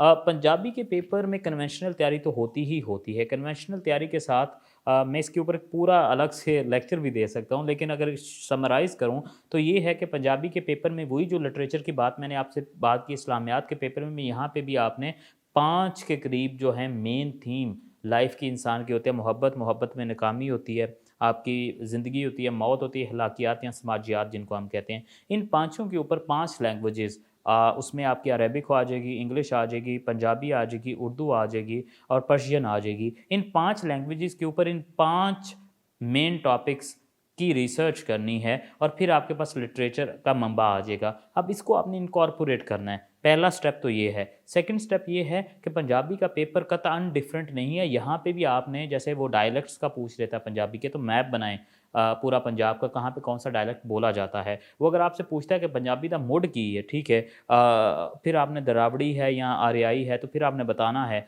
कि दरावड़ या आर्या कबीले कहाँ पे एग्जिस्ट करते थे, पंजाबी ट्रांसेंड कहाँ से हुई थी, ठीक है। इसी तरह वो आपसे दूसरे पेपर में गालबन वार्स का पूछ लेता है, चठियाँ दीवार, मुल्तान दीवार। तो मैंने जब वो सिखा दीवार में जब वो भी बनाई तो मुझे तब भी मैंने गूगल पे जाकर सर्च किया था कि जो वार का टाइम पीरियड था, इस टाइम पे नक्शा क्या था उस टाइम का पंजाब का और कहाँ से फ़ौजें जो हैं कहाँ पे अटैक करती थी। तो मैंने वो मैप भी ड्रॉ किए थे साथ में। तो आप देखें पंजाबी के पेपर में आप ये समझते हैं कि सिर्फ शेर व शायरी या रट रटा के आप बोल आएंगे और आप नंबर ले लेंगे, नहीं। आपको पहले नंबर पे तो लिटरेचर, सेकंड नंबर पे ये मैप्स और इस तरह के एडिशंस करने पड़ेंगे और थर्ड नंबर पे आपको थोड़ा सा डिफरेंट होकर जाना पड़ेगा। तो पहला स्टेप जो है वो तो ये हो गया कि आप लिटरेचर इनकॉर्पोरेट करना। सेकंड स्टेप पे आपने क्या करना है, बीच में आपने जो है मैप्स और इस तरह की चीज़ों को ऐड करना है। थर्ड पे आप जो है डिफरेंट की वर्ड्स के साथ जाएँ, जैसे शरीयत होती है, तरीक़त होती है, मार्फत होती है, वादत होती है, स्टेप्स हैं जो अचीव किए जाते हैं बारी बारी। तो आप अपने सवालों के बीच में पेज के सेंटर पे लिखें शरीयत, तरीक़त, वादत, मार्फत, वहदत, हकीकत, एक सीक्वेंस में कि अगर तुसां इश्क करना है किसी बंदे नाल तो तुहानूं मंजिलां तय करनियां पैणियां ने, मंजिलां तय करके अगे आना पैंदा। इवें जिवें कोई शेर आ जाए, बाबा जिहड़ा ना बुल्ले शाह दा आ जाए या सुल्तान बहू दा फलसफा इश्क आ जाए, तो लिखो पहले फनाफी मुर्शद है, फिर फनाफी अल्लाह है, ठीक है, तो यह स्टेजां ने, ठीक है। तो इस तरह करके जो इस तरह के चीदा चीदा ये मैं आपको बता रहा हूँ चीज़ें, ये डिस्टिंग्विश करती हैं आपके पेपर को बाकी पेपरों से। तो ये वाली मेरे हाथ से टेक्निक थी जो मैंने यूज़ की। उसके बाद जो है 10 नंबर के गालबन उसमें शॉर्ट क्वेश्चंस आते हैं, तो उनके ऊपर आपने ग्रिप ज़रूर रखनी है। वो क्वेश्चन जो हैं वो जब आप प्रिपेयर कर रहे होते हैं क्लासिकल शायर, तो उनके माँ बाप कौन था, उनके मुर्शद किहड़े सन, उन्होंने दे किहड़ा जंपल सी, किहड़ा इलाका सी, वो सारियां चीज़ां करके तुहानूं याद करनियां पैणियां ने, ठीक है। और इन चीज़ों को लिटरेचर को लगाएं, मैप्स को लगाएं, इन जो मैंने आपको बताया है यही फनाफी अल्लाह, फनाफी मुर्शद, इस तरह की 4-5-6 बातें निकाल लें और उनको लगाएं। जितनी सोहनी पंजाबी लिखोगे और इन्हां चीज़ां नूं लाओगे उन्ने सोहने नंबर आउणगे। इन्हां सारियां चीज़ां जिस तरह तुसीं लावोगे तो फिर तुहानूं नंबर जिहड़े ने चंगे मिलणगे। जिवें मैं वो अक्सर शेर याद है कि माली दा कम पानी लाना भर भर मशकां पावे, मालक दा कम फल फुल लाना लावे या ना लावे। तो एग्जामिनर जो है उसके दिल में इतनी तलब पैदा तभी होगी आपको नंबर देने की जब वो वेखेगा कि तुसी किस तरह इंप्रोवाइज़ कीता है और किस तरह एक्स्ट्रा एफर्ट पुट कीती है। मैं हमेशा कहना go an extra mile, when you go an extra mile people would be very less there, तो use all of these things, you score even more than 160। तो अगर हम पॉलिटिकल साइंस की तरफ आएँ तो पॉलिटिकल साइंस में भी यू स्कोर्ड रियली वेल। तो ये इतना 140 के करीब स्कोर लेना जो है, हाउ वाज दैट पॉसिबल, कौन से सोर्सेज यूज़ किए हैं। लेकिन पॉलिटिकल साइंस के लिए अदान मैंने वेस्टर्न पॉलिटिकल थॉट के लिए तो जडारमन किया था। मुस्लिम पॉलिटिकल थॉट के लिए असलम चौधरी की किताब है वो मैंने कंसल्ट की। उसके बाद जो है आप कैले की बुक मैंने यूज़ की कॉन्स्टिट्यूशनल कंपैरिजन के लिए। और पेपर 2 का जो 50% अदर पार्ट है वो आपको वैसे ही पाकिस्तान अफेयर्स का समहाउ होता है, आप उसको वहाँ से यूज़ कर सकते हो। और पेपर 1 के जो कॉन्सेप्ट्स हैं टाइप्स ऑफ स्टेट्स के, ये आप मज़हरुल हक की किताब से भी पढ़ सकते हैं। तो ये मैंने कुछ किताबें यूज़ की, इसके अलावा मैंने इंटरनेट को भी कंसल्ट किया। लेकिन जो इंपॉर्टेंट चीज़ है कि स्कोर कैसे करना है पॉलिटिकल साइंस में, देखें जब आप प्लेटो को पढ़ते हैं तो प्लेटो ने भी कम्युनिज्म की थ्योरी दी हुई है, ठीक है। जब आप अरिस्टोटल पे आते हैं तो वहाँ पे भी कम्युनिज्म की थ्योरी है। तो अगर वो सिर्फ अरिस्टोटल का ही पूछ रहा है तो आपको प्लेटो को भी इम्प्रोवाइज़ करके वहाँ पे कंपैरेटिव एनालिसिस देना है। इसी तरह अगर वो सॉवरन का पूछता है तो सॉवरन का कॉन्सेप्ट हमारे पास मुस्लिम पॉलिटिकल थॉट में भी है और वेस्टर्न पॉलिटिकल थॉट में भी है। तो उन दोनों को मिक्स करके उन दोनों का मंबा आपने वहाँ पे देना है। ये क्रिटिकल एनालिसिस आप देंगे तो उसको बताएं क्योंकि आप 6 से 7 फिलॉसफर प्रिपेयर करके गए हैं, वो आपसे एक पूछ रहा है, उसको पता होना चाहिए कि इसको 6 दूसरे भी आते हैं, वो इम्प्रोवाइज़ करके बीच में लगाएँ। आइडियल स्टेट की बात ऑलमोस्ट हर वेस्टर्न पॉलिटिकल थॉट और मुस्लिम पॉलिटिकल थॉट में मिलती है। तो अगर वो प्लेटो की पूछ रहा है तो अरिस्टोटल की भी बताएँ कि क्या क्लासिफिकेशन ऑफ स्टेट्स थी, आइडियल स्टेट उसके नज़दीक क्या थी, उसने उससे क्या सीखा। तो ये जो आपस में गड़मड़ है इन सारे जो फिलोसफर्स के, नंबर 1 तो वो किया करें। दूसरा, बीच में जहाँ पे कॉन्स्टिट्यूशनल कंपैरिजन्स आ जाते हैं वहाँ केस स्टडीज़ दिया करें, कॉन्स्टिट्यूशंस के केस लॉज दिया करें, ठीक है। और इसी तरह यहाँ आलमंड और गैब्रियल वाला एक क्वेश्चन है पेपर 2 में, लोग उसको पढ़ते ही नहीं है क्योंकि वो यूजुअली सीएसएस की तैयारी करते हैं, कहते हैं पीएमएस में ये एक एक्स्ट्रा क्वेश्चन है, इसको क्यों प्रिपेयर करें। मार्क माई वर्ड्स, उसके 17 से 18 नंबर इजीली आ सकते हैं if you just draw the diagram. So कोई भी चीज़ जो है, कोई पेज भी अनटर्न नहीं छोड़ना, आपने सारा का सारा करना है, तभी it would be possible to score good. मुझे ये बताएं कि जो कॉन्स्टिट्यूशनल कंपैरिजन वाला पेपर 2 का हमारा 50% पार्ट है, इसको कैसे करना चाहिए? कोई एक सोर्स है, बुक है, या जिस तरह आप कह रहे हैं बुक्स के साथ यूट्यूब को भी कंसल्ट करें, वहाँ से भी कर लें? देखिए, मैंने आपको पहले भी बताया है कि जो कॉन्स्टिट्यूशनल कंपैरिजन है वो केले की बुक से भी आप कर सकते हो। यूजुअली मैंने यूट्यूब रिकमेंड की थी, वहाँ से मैंने कॉन्स्टिट्यूशनल कंपैरिजन, यूजुअली वो ग्राफिक्स के इन्फोग्राफिक्स के फॉर्म में मिलता है, तो वो काफ़ी ईजी हो जाता है। उसके लिए कोई स्पेसिफिक रिकमेंडेड यूट्यूब चैनल नहीं है। आप अगर उसको रैंडमली सर्च करेंगे, you'll get thousands of videos, उनमें से कोई भी पकड़ लें जो आपको आसानी जो है वो प्रोवाइड कर रही है, तो वहाँ पे कॉन्स्टिट्यूशनल कंपैरिजन को आप ज़्यादा ईजी वे में कर सकते हैं। डिफरेंट कैसे हुआ जा सकता है पॉलिटिकल साइंस के पेपर में? देखें, डिफरेंट मैंने आपको पहले बताया कि वही जो आप कंपैरिजन्स ड्रॉ करें बीच में, डिफरेंट पॉलिटिकल थॉट्स को इंटरमिंगल करके उनका क्रिटिकल एनालिसिस दें, और उसके साथ मैंने आपको ये भी बताया कि आप केस लॉज को ऐड करें, तो वही जो पहले डिस्कशन है उसी का जो है ये जवाब भी वहाँ पे आप लगा सकते हैं। चलते हैं जी अब आपके तीसरे जो पेपर, ज्योग्राफी के पेपर की तरफ। ये कहा जाता है कि ज्योग्राफी का पेपर बड़ा स्कोरिंग सब्जेक्ट है, लेकिन वहाँ पे जितने ज़्यादा आप जो है वो पिक्चर्स बनाएँगे, पहाड़ बना देंगे, दरिया समंदर बना देंगे, तो आपके नंबर आ जाएँगे। तो आपको लगता है कि जो 2 पोर्शन है बेसिकली, आपका जो फिज़िकल ज्योग्राफी वाला है, क्या उसमें ही मैप बनाने चाहिए? देखें, ज्योग्राफ़ी के पेपर, जैसे आपने सवाल किया, मैप्स तो हर जगह लगेंगे। इवन कि मैं बता रहा हूँ आपको कि पेपर बी, यूजुअली पेपर जो 1 है फिज़िकल ज्योग्राफ़ी, उसमें तो तकरीबन आपके हर दूसरी जगह पे मैप्स आ जाते हैं, क्योंकि वो लैंडफ़ॉर्म से रिलेटेड होता है, वो माउंटेन से रिलेटेड होता है, अर्थ स्ट्रक्चर से, एटमॉस्फेयर से रिलेटेड होता है। जो पेपर 2 होता है, जिसको हम कहते हैं ह्यूमन ज्योग्राफ़ी, अब ह्यूमन ज्योग्राफ़ी में भी जितने ज़्यादा मैप लगाएँगे वो उतना पॉसिबल होगा। गाल्बन I scored 187 in paper 2, which is quite difficult. वो इसकी रीज़न ये है कि वहाँ पे थ्योरेटिकल ज़्यादा आप लिखते हो, लेकिन मैंने कुछ थ्योरेटिकल नहीं था लिखा। अगर वो मुझसे पॉपुलेशन डेंसिटी का पूछता था, तो मैं वर्ल्ड मैप वहाँ पे ड्रॉ करता था और दिखाता था हॉट स्पॉट्स कहाँ पे हैं, जहाँ पे पॉपुलेशन ज़्यादा है। अगर वो मुझसे ये पूछता था world distribution of population density के बाद, अगर मुझसे अवेलेबल रिसोर्सेज़ का पूछता, तो then again I draw the world map और बताता था कहाँ पे जो है वहाँ क्या-क्या रिसोर्सेज़ अवेलेबल हैं। इस तरह अगर वो आपसे कोई और चीज़ पूछता है, तो draw maps and then tell the examiner कि आपको पता है कि दुनिया में क्या कहाँ पे हो रहा है। इसी तरह अगर वो सिंपलेस्ट क्वेश्चन भी, जैसे फॉर एग्जांपल मुझसे उसने 2020 में पूछा कि आपका सी पैक जो है उसके बेनिफिट्स क्या हैं। मैं पुरकार लेकर गया हुआ था और उसके मैंने मार्कर अटैच किया, मैंने लिखा बीच में सी पैक बेनिफिट्स, फिर साथ में मैंने ब्रांच को एक्सटेंड किया, उसके बाद सर्कल बनाया, फिर इधर किया, इधर political benefits, economic benefits, social benefits, then again circle draw किया और उनकी फिर फर्दर ब्रांचेस को एक्सटेंड किया, और वो सारे जितने भी मेरे हैं जो बेनिफिट्स उनको मैंने लिखा। तो मैंने इतना नीटली उसको प्रेजेंट किया प्रकार के साथ, अदरवाइज मैं वैसे भी ड्रॉ कर सकता था। ये स्टैटिक्स मैटर करती हैं, यही आपको नंबर दिलाती हैं। तो मैंने पहले सेंटर में बनाया, फिर उसकी ब्रांचेज़ बनाई, फिर फर्दर ब्रांचेज़ बनाई। अब ये सारा का सारा काम जो है मैं वैसे भी एक पेज पे कर सकता था, लेकिन I need to make it different, more beautiful. तो येस, ह्यूमन ज्योग्राफी में भी आप मैक्सिमम मैप्स, मैक्सिमम ग्राफ्स और चार्ट्स को यूज़ करें। तो ह्यूमन ज्योग्राफी की अप्रोच फिर क्या होनी चाहिए? तो जैसे कि मैंने पहले आपको ह्यूमन ज्योग्राफी का बता भी दिया है कि ह्यूमन ज्योग्राफी जो है वो, उसमें आप ये मैप्स और ग्राफ्स ऐड करेंगे। Do one more thing in human geography, आपने दोबारा सवाल पूछ लिया है, तो उसमें ही आपने ये ऐड करना है कि देखें, हर जो मेजर कॉन्सेप्ट्स हैं, जैसे अर्थक्वेक है, जैसे वॉल्केनिक करप्शन है, जैसे प्लेट टेक्टोनिक है, तो आप कोशिश करें कि आप एक एक राइटर और एक एक ऑथेंटिक डेफिनेशन निकाल लें। मैंने इन मेजर 10 से 12 कॉन्सेप्ट्स जो हैं, पॉपुलेशन डेंसिटी से रिलेटेड आ जाता था, डिस्ट्रीब्यूशन ऑफ पॉपुलेशन से रिलेटेड आ जाता था, उस अर्बनाइजेशन से रिलेटेड आ जाता था। तो मैंने ऑथर्स और बुक्स के नाम याद किए हुए थे। बुक्स कौन सी यूज़ की थी आपने? कोई इंटरनेशनल ऑथर को पढ़ना चाहिए, नेशनल ऑथर से भी काम चल सकता है। मेरे ख्याल से अदनान आप अगर इंटरनेशनल ऑथर्स को पढ़े तो कंसेप्चुअल क्लैरिटी तो बहुत आती है। जहाँ तक मेरा ताल्लुक है तो मैंने इमरान बशीर की पीएमएस की किताब, सीएसएस की मुख्तलिफ है, उसका सिलेबस डिफरेंट है। जेडब्ल्यूटी पब्लिकेशन पीएमएस इमरान बशीर की जो किताबें, 2 किताबें मैंने उनको यूज़ किया था और बीच में जो है मैंने डिबलिच को भी यूज़ किया था और जो है ये मेरे ख्याल से इनफ था। इस ये किताबें काफ़ी हैं, बाकी एनिमेशन को अगर आपने देखना है तो आप यूट्यूब को कंसल्ट कर सकते हो। चलें, आप ये तो हमने बारी-बारी आपके सब्जेक्ट्स को लिया, अब मैं कुछ आपसे जनरल टिप्स एंड ट्रिक्स पूछता हूँ ब जो कि आप सॉर्ट ऑफ जो है आपने जल्दी-जल्दी क्विक उनका आंसर करना है हमें। जी, पहला मैं सवाल आपसे ये पूछूँगा कि कितना वक़्त दरकार है इस सारे एग्ज़ाम की तैयारी के लिए? क्या आपकी तरह 6 साल लगाने चाहिए, 5 साल लगाने चाहिए? अ, अदनान देखें, अगर तो आपके पास राइट डायरेक्शन है तो 6-5 साल की ज़रूरत नहीं है। आप जो है वो इसको विदिन नो टाइम भी कर सकते हैं। कोई स्पेसिफ़िक टाइम नहीं, मैं इसलिए कहता हूँ कि स्पेसिफ़िक टाइम बताया नहीं जा सकता। हर बंदे की अपनी दौड़ है, हर की अपनी कैपेसिटी है, स्टैमिना है। राइट डायरेक्शन को इंश्योर करें और राइट डायरेक्शन में मैं कहता हूँ कि आपको पता हो आपने कहाँ पे जाना है।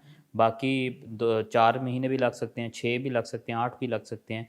वो हर इंडिविजुअल पे वैरी करता है। कोई एक सेट फार्मूला या रूल नहीं है कि जिसको कहा जाए कि ये करें। हाँ, अगर आपकी इंग्लिश बेहतर है तो आपके पहले 4 महीने सेव हो जाएँगे, फिर बाद में आपको 4 महीने लगाने पड़ जाएँगे। अगर इंग्लिश सही नहीं है तो फिर आपको थोड़ा-सा ज़्यादा इंग्लिश को बेहतर करने पे टाइम लग जाएगा, तो ऐसे ही चलेगा ये। मेरा दूसरा सवाल है, कहा जाता है कि मेंटोर का रोल बड़ा कलीदी होता है। तो आपके लिए कौन मेंटोर थे इस सारे प्रोसेस में और किस तरह जो है आपने ये किया? साथ ये भी बताइएगा कि क्या मेंटोर स्मार्ट वर्क सिखाए बस उसके लिए होना चाहिए, थ्रू आउट रखना चाहिए? मेरे ख्याल से जैसे कि मेरे पहले सवाल का जवाब था, मेंटोर की ज़रूरत बहुत होती है। थ्रू आउट अगर बात करें तो सबसे पहला मेंटोर तो मेरा भाई ही था, इमरान बशीर। उन्होंने ही मुझे इस लाइन पे लेकर आए और सिखाया। उसके बाद उसामा शारून नियाज़ी हैं, उनका भी मैं जो है वो शुक्रिया अदा करूँगा। तो येस, मेंटोर का रोल जो है वो बड़ा कलीदी होता है और वो होना चाहिए, क्योंकि उसके होने से आपको अननेसेसरी जो चीज़ें हैं या उलझाव है या जो मिथ्स हैं उनसे आप बच जाते हैं और आप डायरेक्शन में तैयारी करते हैं। तो मेरे ख़्याल से बड़ा ज़रूरी है, क्योंकि घर बैठ के सिर्फ पढ़ते रहना ज़रूरी नहीं है, उसकी असेसमेंट करवाना और उसको देखना कि क्या सही पढ़ रहे हैं, ये मैटर करता है। बढ़ता हूँ मैं अगले सवाल की तरफ, जो कि बहुत सारे एस्पायरेंट्स के माइंड में होता है। तकरीबन हर एस्पायरेंट इस जो है वो पोजीशन से गुजरता है कि ये जो एंग्जाइटी और डिप्रेशन हमें देखने को मिलता है थ्रू आउट आवर प्रिपरेशन, तो ये क्या रियलिटी है? अगर है तो इसको कैसे डील किया जाना चाहिए या आपने कैसे किया था? अदनान, आपने बड़ा रेलेवेंट क्वेश्चन पूछा है, क्योंकि ये एंग्जाइटी डिप्रेशन, मैं चूँकि यहाँ वर्ल्ड टाइम्स में काम भी करता हूँ काउंसलिंग डिपार्टमेंट में भी, तो मैं हर दिन ये सवालात सुनने को मिलते हैं कि हमें एंग्जाइटी है या डिप्रेशन में चले गए हैं। जाना बनता है, क्योंकि प्रोसेस इतना रफ़ एंड ड्राई है, इतना टफ़ है, इतना अनसर्टेन है, आपको पता नहीं है कि क्या होगा। लेकिन ऑनेस्टली मैं आपको बताऊँ, मैं हर बच्चे को ये कहता हूँ कि it's not that big deal कि आप इसमें इसको फ़ील करें, इस मेंटल इलनेस को। बड़ी बात ये है कि आप उसको कोप अप कैसे कर रहे हो, क्योंकि ऑनेस्टली ये आपका बहुत ज़्यादा टाइम जो है उसको खा जाता है और बाद में प्रोडक्टिव टाइम आपके लिए तो एक-एक दिन प्रोडक्टिव है। तो बाद में क्या होता है कि बंदा इन चीज़ों से बाहर तो निकल आता है, लेकिन क्या होता है कि हम टाइम तब तक ज़ाया कर चुके होते हैं। तो अगर आप ऐसा कुछ भी फ़ील कर रहे हैं, तो अपनी एक पॉज़िटिव हैबिट को एस्टेब्लिश कर लें, कोई डेली वॉक पे निकल जाया करें, नमाज़ पढ़ा करें, आप अपनी एक प हेल्दी रूटीन रखें, तो आप इन चीज़ों से निकल आएँगे। कोई इतनी बड़ी चीज़ें नहीं हैं। दोगे, अभी मैं कह रहा हूँ, मैं भी एक टाइम पे था, मुझे भी लगता था इससे बड़ी कोई चीज़ नहीं है और आपको इसने इनगल्फ़ किया हुआ है, लेकिन ऐसा नहीं है। हिम्मत करें, अपने अंदर जो सेल्फ कॉन्फिडेंस है, सेल्फ बिलीफ लेकर आएँ और ये सेल्फ हेल्प अपनी खुद करें, इससे बढ़ के कुछ भी नहीं। अच्छा, इसी में से एक बात है, ये कहा जाता है कि कम्पेटिटिव एग्ज़ाम्स जो हैं, ये एक लाइफ़स्टाइल का नाम है। क्या आप इससे एग्री करते हैं? क्या इसने आपका लाइफ़स्टाइल चेंज किया था? तो कैसे आपने जो है कि आप क्या वाक़ई इसको इतना जो है माइंड के ऊपर सवार करना चाहिए? देखिए, मुझे अच्छी तरह याद है, मैं एक दफ़ा वर्ल्ड टाइम्स की इंक्वायरी सेक्शन में बैठा हुआ था, तो मेरे पास एक वालिदा हैं, उनके साथ उनका बेटा था और बेटा ये कह रहा था कि मैं इतना डेडिकेटेड हूँ कि मैं अपने कमरे की कुंडी लगा लूँगा हॉस्टल में और पूरे दिन पढ़ूँगा। मैंने उसी टाइम उनको रोका वहाँ पे, मैंने कहा ये गलत अप्रोच है, इसके अपने ऊपर से वार मत करें। देखें, जब आप इसको बहुत ज़्यादा सीरियस लेंगे, सीरियस लें इस हद तक कि आप डायरेक्टेड रहें, आप प्रोडक्टिव रहें, लेकिन उसको माइंड पे सवार ना करें। फिर उसकी रिपरकशन आपको, जैसे पहले मैंने बताया, एंग्जायटी या डिप्रेशन के फॉर्म में फ़ील करनी पड़ती हैं। अपना डेली प्रोडक्टिव रूटीन रखें। लाइफ़स्टाइल है, yes it is a lifestyle, क्योंकि आपको उठते-बैठते करंट अफ़ेयर्स को देखना पड़ता है, न्यूज़ को फ़ॉलो करना पड़ता है, आपको अपना सर्कल वो बनाना पड़ता है और मैं आपको ऑनेस्टली बताऊँ कि इसने, येस आपने जो सवाल किया है, इसने काफ़ी मेरी लाइफ़ को चेंज किया है। मैं पहले इतना ज़्यादा जो है कमिटेड नहीं था होता, इतना ज़्यादा जिसको आप कहें कि मुझे जो एक हम्बलनेस है वो नहीं थी होती। इतना ज़्यादा जो है रिलीजन की तरफ झुकाव नहीं था होता, बट फेलियर ने, इस जर्नी ने मुझे काफ़ी ज़्यादा ट्रांसफॉर्म किया है। तो यस, ये आपको जो है बड़ा एक स्ट्रॉन्ग, और मैं कहता हूँ ये कंपेटिटिव एग्ज़ाम्स आपको ज़रूर देने चाहिए, क्योंकि आप अगर क्वालिफ़ाई नहीं भी करते तो it makes you a person जो कि बड़ा डिफरेंट इन अप्रोच होता है। अंदर से उसकी जो है उसने फेलियर को देखा होता है। और मेरे एक दोस्त कहा करते थे कि ये तो नर्व्स का एग्ज़ाम है, नर्व्स का इम्तिहान है। तो यस, इट इज़ दैट इम्तिहान। तो लेकिन जब आप इससे निकल आते हो तो फिर आपको कोई चीज़ बड़ी नहीं लगती। इसी तरह सिमिलर मेरे एक दोस्त हैं, वो भी कहते हैं कि जिसने सीएसएस का या पीएमएस का फेलियर देख लिया उसको ज़िंदगी में कोई बड़ा फेलियर नहीं लगता, क्योंकि एक इतना ज़्यादा डेडिकेटेड होकर आप इस पे लगे हो। तो यस, इट्स अ लाइफस्टाइल, लेकिन एट द सेम टाइम आप इसको सवार मत करें। सवार करने से क्या होगा, आपकी प्रोडक्टिविटी डिक्लाइन कर जाएगी। आप इसको जो है ना लाइट लें, लेकिन प्रोडक्टिव रखें अपनी रूटीन को, एंड यू डू इट। सही सही। ये सारी बातों से पता लग रहा है कि आपने जो है वो बड़े अरसे से जो है कंपेटिटिव एग्ज़ाम्स में आने का सोचा हुआ था। तो कौन आपके लिए मशअल राह कौन थी? कौन आपके लिए रहनुमा था? अदनान, जैसे कि मैंने पहले भी आपको बताया कि मशअल राह या रहनुमा मैं जब मैट्रिक में हुआ करता था तब मेरे भाई ने क्वालिफ़ाई किया पीएमएस। तो तभी से मेरे लिए डायरेक्शन भी वो थे, रहनुमाई भी वो थे। इन बिटवीन काफ़ी लोग आते रहे जिन्होंने ट्रांसफ़ॉर्म किया, जो है जिनसे मुझे देख के मुझे लगता था कि मुझे भी सिविल सर्विस में आना चाहिए, क्योंकि दे आर वेरी रिफ़ाइन और वो अपना लाइफ़स्टाइल एक बड़ा अच्छा कैरी कर रहे हैं। पॉजिटिव लाइफ़स्टाइल और एक प्रोडक्टिव लगते हैं और बड़े डिसिप्लिन्ड हैं। तो यस, इमरान भाई से जो है मुझे मोटिवेशन और रहनुमाई मिली। लेकिन इन बिटवीन जर्नी जो मेरी मोटिवेशन या मेरी जो जिसे आप कह सकते हैं कि फ़ेवरेट पर्सनैलिटी बने, वो डॉक्टर शहज़ाद हैं पीएसपी से। तो मैं उनको जब भी देखता था तो मुझे लगता था कि civil servant can be like him. तो वो एक मोटिवेशन इन बिटवीन जर्नी थी। अच्छा, तो मुझे ये बताएँ कि नोट्स मेकिंग के बारे में कहा जाता है पहले लॉन्ग नोट्स फिर शॉर्ट नोट्स, ये क्या मिथ है? क्या इतना मुश्किल करना चाहिए इन एग्ज़ाम्स को हमें? बताएँ ज़रा।